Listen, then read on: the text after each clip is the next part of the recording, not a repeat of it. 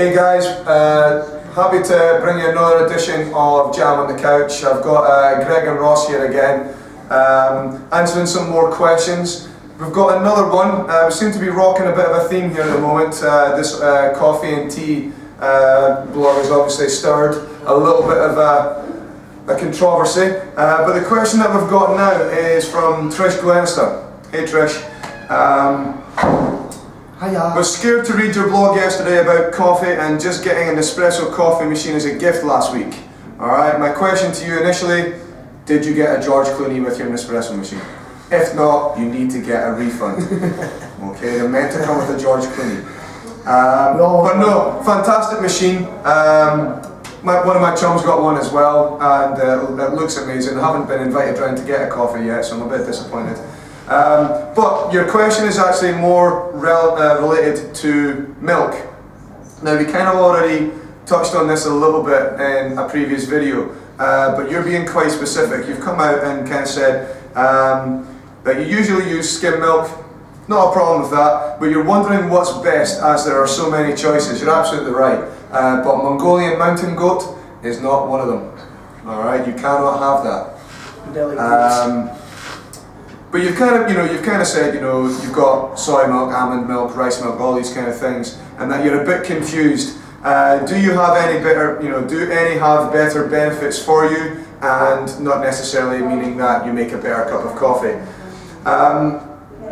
To be honest with you, especially if you've got an espresso machine, all right. As an avid coffee lover, and I know Greg, you're a lover of coffee as well, especially when I'm tired. The coffee that you get from Nespresso, don't spoil it with milk.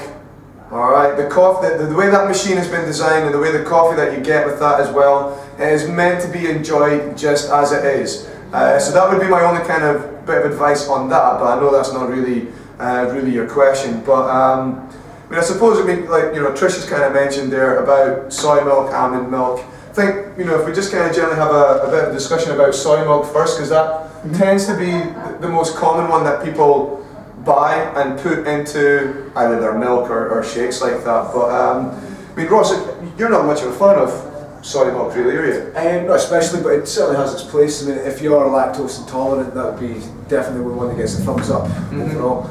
And I say in terms of sort of the chemicals involved, it's one of the purest forms of milk overall. So soy does have its place, and it is something potentially I would look at with my own nutrition in terms of including that a little bit more rather than sort of semi-skimmed. Yeah, I mean, personally guys, I'm not a huge fan of soy milk. It kind of gives me a little bit of a funny feeling in my tummy. But then on the flip side, you love it. You can't get enough of this stuff. Can't get enough of soy milk or almond milk as well that you've put there, because almond milk generally, again, more along the sides of if you're lactose intolerant, really good for you. And it's also, but also with almond milk, it's higher in sugar. But again, coming back to going on about allergies and that kind of stuff, that will be more beneficial for you because, again, I can't really drink or take in much dairy. So yeah, and it all depends on what you're wanting to achieve as well. As what Mike and Ross would also agree with me on this is, if you're taking in more dairy, if you're wanting to put on weight, yes, go for it. But also, if you're wanting to lose weight, lower the dairy intake, especially from your milk sources. So go red label, go semi-skimmed, go soya, go these kind of products. I think these guys would probably agree with Neil on that one. Yeah, absolutely. The thing is, we kind of mentioned this a little bit in the previous blog, in that it's all relevant. So again, we want to challenge you guys and say you need to reach out to us and be a little bit more specific about, why are you asking these questions? What are you trying to get out of it? Okay, because then we can give you a more specific answer. Similar to the question that we got from Susie, we can talk on and on and on about milk, all right? But we need to be a little bit more specific here. Are there better nutritional benefits from different types of milk? Absolutely. Are some better than others? Absolutely. But it needs to be relative. So if you're wanting to gain mass, like Greg has said, start putting on the full fat milk because you want to up your calorific intake. You want to up the amount of protein that you get. You want to up the amount of carbs that you get from milk and everything as well. But then if if you've got a little bit of a digestion problem, then you want to go to the lactose-free stuff. So just in case some of you are out there and you're not entirely sure what lactose is the sugar that you get in milk. So some of you will probably have seen that advert on the TV with the hedgehogs. All right, walking around the supermarket with dicky bows and things like that.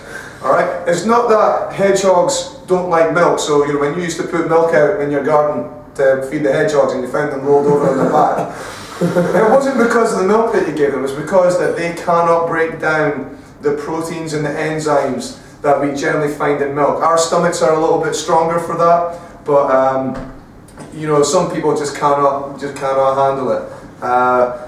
But if you're thinking about what milk is best to have in your cup of tea or in your cup of coffee, my straight answer to you is none. Have it straight, have it black. All right. Your metabolism. Absolutely, especially when you're looking at the teas. Yeah. Oops, sorry, tea Jenny here.